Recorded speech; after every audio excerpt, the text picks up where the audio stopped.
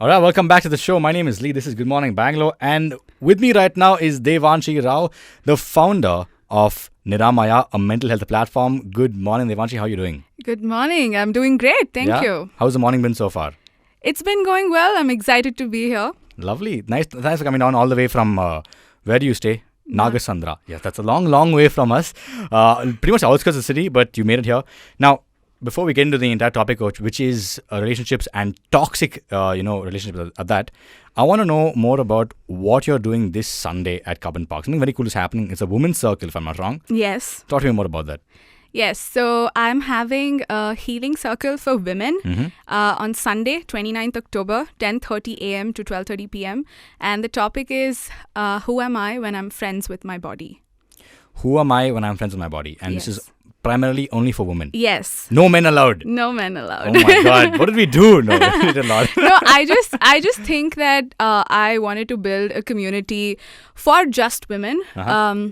And to come there and take up space and talk about things that they've been going through. And I think I will open it up later for men also. Okay. Yeah, Exciting. but I think it's an intimate experience only for women. So Superb. sorry, next time. But what made you come up with this idea for a women's healing circle? Like, what prompted you? Yes, so one of the Sundays, I think 2-3 weeks back, I did go there with my girlfriends, and it was a very impromptu plan, and we went there and we just spoke about everything, ranging from relationships, family, our future, our career, and everything. And it was just so healing to be there, to just be there in their presence and understand what they think about things. And it just suddenly made me feel like, why don't we have a bigger group of women to talk about all these things? It's hard to find like-minded people of the same age to talk about things, so I think it just came up like that. So there's no age barrier either, though.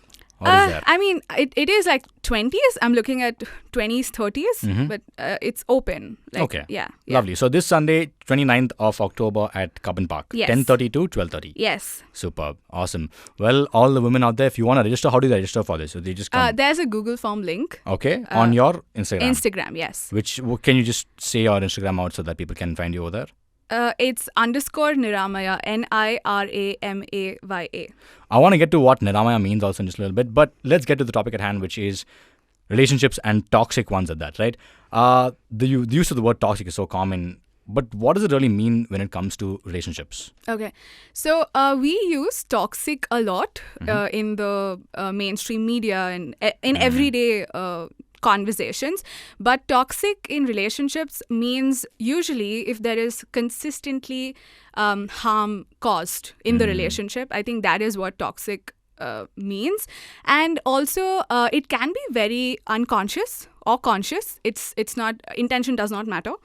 And this does not only it's not limited to romantic relationships. It can happen with your friends, colleagues, family, parents, all of them. Yeah, I think one thing no one realizes is that any sort of relation you have with someone is a relationship. It doesn't have to be like a romantic relationship at that, right? Yeah. So, but what are the signs that it is a toxic one at that?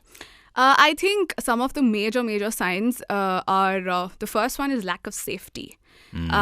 You don't feel emotionally safe to talk about your feelings, your needs, or even have conflicts for that matter. There's a lot of dishonesty, disrespect, poor communication or a lack of communication. Poor communication like maybe contempt, hostility, criticism. And it can also have unhealthy boundaries. There are no boundaries, lack of boundaries. And resentment, controlling behaviors, jealousy, envy, and manipulation. I think some of the signs are these. So you mentioned lack of respect, safety, and communication as well. So these factors are important to pay attention to in a relationship, if right? there is constant stress and anxiety and you feel like you're walking on eggshells around the person all the time, then I think those are some signs that you need to look out for. But why do people stay in these relationships even though they know it's toxic? Like some of us know, we're just like, you know what, this is not good for me, but I'm still here? Why do we still do this? Yeah, I will tell you. There are a couple of reasons. But I also want to tell you one thing. It's very easy for us as an outsider to look at someone who is in a toxic relationship and tell them, oh, why doesn't she just leave? No, but if I've done the same thing, I've also been in places where I'm like, I should leave, but I'm not leaving, Yes, of course. But I'm just saying, have more empathy for people who are in toxic relationships and judge them less because they are going through a lot themselves. Yeah. And I think one of the main reasons people stay in toxic relationships is the sunk cost fallacy. Can you repeat that, please? Sunk cost fallacy. Sunk cost fallacy. What is the sunk cost fallacy? Yes. That is when you have invested so much time, energy, resources, money, or whatever it is into the relationship that it makes it very hard for you to leave. It holds you back. It's like you've spent maybe like 7-8 years with this person. You've given them everything, and now you know that it's not working out. You know that this is causing you harm, but you would rather stay than leave because what do you do about all the sunk costs, the past costs that you've made in this relationship, the investment that you've had in this relationship? Okay. Yes, and that's also the fear of starting over. Right? So that's where it comes from. That is one. And the second one is when people have chaotic childhoods. So when you come from a family where there has been unhealthy coping mechanisms, unhealthy family dynamics, and you've seen your parents have such dynamics themselves, it makes sense for you to go attract unhealthy relationships because that feels like home to you. Those dynamics feel like home to you, right? They equate passion, intensity, chemistry as love, and suddenly the consistency and stability feels boring to them. So they crave chaos and drama, and that is why they stay in relationships like these. And apart from that, there is something called intermittent reinforcement. And intermittent reinforcement is a hallmark of trauma bonding. So what happens in intermittent reinforcement is if there are in a row, if there are like 4 days of bad days and 1 day is a very good day, you tend to stick on to the good day and you try to wait for it again and again. So even in a trauma bond, what happens is the first few days, they love bomb you. They give you amazing gifts, praise, love, affection, and then they gain your trust. They gain your dependence, and then they start criticizing you, manipulating you, gaslighting you. And you are confused, right? And you start losing yourself and you become addicted to the highs and the lows. It's a loop. It's a cycle. So it's really hard to break that. And so that is one of the reasons why people cannot leave. And the one more thing I wanted to point out is if you have really low self-esteem, and if you feel like there's a lack of control, if you feel like, oh, nobody else will be with me if I leave this person, I'll be alone for my entire life, then you would rather stay in this relationship, right? Like it's better being with this person than being alone. And also society, rewards romantic relationships, being with people. So that can also be one reason why people don't leave and they, get better or find better relationships, basically, right? Yeah. Interesting. Very interesting. Now, usually the limerence phase is one phase that can be quite exciting, right? But how do we navigate this after it passes? What do we do? After the toxic relationship? No, process? the first phase, the limerence phase. Because that can be like, the very exciting part of a relationship. But once that passes, it can get kind of boring. Yeah, How do couples navigate around that? So again, like this limerence phase is something that all of us go through. It's very exciting, very, you're feeling giddy and you're like happy and everything. But at the same time, I think it's really important to understand that building a relationship takes time. It's a process. Right. You cannot jump stages. I think having really healthy boundaries there and giving, not forgetting yourself, your needs, and also your friends and family, right? Sometimes when we get into a relationship, it's so exciting. You forget everybody else. It's so exciting that you're like, oh my God, this person is my whole world and I want to spend my entire time with this person. So it makes sense for you to prioritize other people as well. And also just sort of evaluate where you are. sometimes being in love makes it hard for you to see red flags.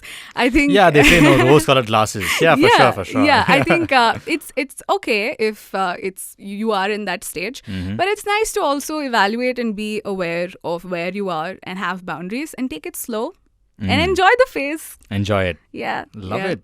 What are some of the therapeutic approaches that can help somebody once they've left a toxic relationship? I think one of the most important things as a therapist, you're expected to do is give them the safe space to validate their emotions, whatever the emotions are, guilt, anger, sadness, loneliness, and everything. Allow them to process it in their own time and sit with their feelings. And another one is safety assessment, where we draw up a safety plan if there has been any abuse, physical, emotional involved, and so that you can protect them from harm. And other than that, you can teach them coping mechanisms, stress management, anxiety management, and breathing techniques and self-care, and also help them build a support network of close people who are capable of supporting them through this process. And you also help them process grief and loss, because even though this was an unhealthy relationship, it is still a loss. You are losing a relationship, and it's completely okay to grieve it. A lot of people think that, I should not be feeling like this because this person harmed me. This person was not good to me. But it's completely all right to feel the grief, miss them, love them, and also choose to be away from them. And setting healthy boundaries, this will help in being able to sort of minimize contact with the other person, the toxic relationship, or manage their interaction if interaction cannot be completely cut off. And I think working on their self-worth, working on their self-esteem will also help in help them in making better decisions future and not get back to the same patterns, repeat patterns. And I think if again, one more thing I wanted to say is if they're carrying a lot of trauma, then trauma work using trauma-based approaches, trauma lens, and somatic work can also really help them deal with it and process emotions and feelings and heal from their experience. You mentioned trauma, but all of this must be done by a practiced therapist. Yes, right? Please. Yes. So no Google doctors, no friends helping you out here. A practiced, licensed therapist who will help you and guide you through these processes, right? Yes. Lovely. Love it. Okay. Now let's talk about the effects and the aftermaths of a toxic relationship, right? What are some of the after effects and effects of it? So toxic relationships can lead to intense emotional and mental stress, chronic stress, and that can snowball into anxiety, depression, paranoia, helplessness, a lot of insecurities also. And people can also get into this guilt and self-blame cycle because how did I let this happen to me? Why did I stay knowing that this relationship was so bad for me? It's all on me. It can go there, and it can also go to the place where you're like, I failed this relationship. I should have tried harder. It was me who, messed it up and everything. So it can go there. And it can also lead to people not trusting after the relationship, not trusting other people after the relationship, and a lot of self-sabotaging behaviors. And also, if there is a lot of trauma that you're carrying from that relationship, people can also experience post-traumatic stress disorder. PTSD. Yeah. Right. Yeah. Interesting. And what would you want to tell someone who's going through a relationship right now, a toxic one? What do you want to tell them this morning? I just want to say that I hear you, I see you. It's been incredibly hard and incredibly difficult. It's okay to have mixed feelings. It's okay to love this person and also not want to be with them. And I just want you to know that leaving is a process. It's not an event. So it will take time. Don't be hard on yourself. Lean into your support system. Lean into your friends. Ask for help. And I just want to say that there is hope. There is hope for healing, and I believe in you. Lovely. Yeah. Well, amazing. Thank you once again. And now you have a platform called Niramaya. Talk to me more about Niramaya. Niramaya, I think it was a calling for me to start it in March 2021. It was strange because I've been thinking about starting this platform for a while now, and it just felt right. It just felt like I should start. So Niramaya means heal. Hale and healthy in Pali, Bengali languages, and even Sanskrit for that matter. Oh, lovely. Yeah, so it is also taken from one of the Upanishads that says, let all of us be healthy and may no one suffer. So I think that is the motto of my of the name. And so I started the page to be able to spread information and make it accessible for people, mental health information, and make it accessible to people. And I also started my private practice there. So Super. It's very important to me, and it's my baby. Well, hopefully you figure out whether you're in a relationship or not this morning. And if you are, try and get out. Maybe you take some cues from Devanshi this morning and maybe identify it. And of course, keep it locked on to more. My name is Lee. Thank you once again, Devanshi. Have a nice day. Thank you so much. Thank you.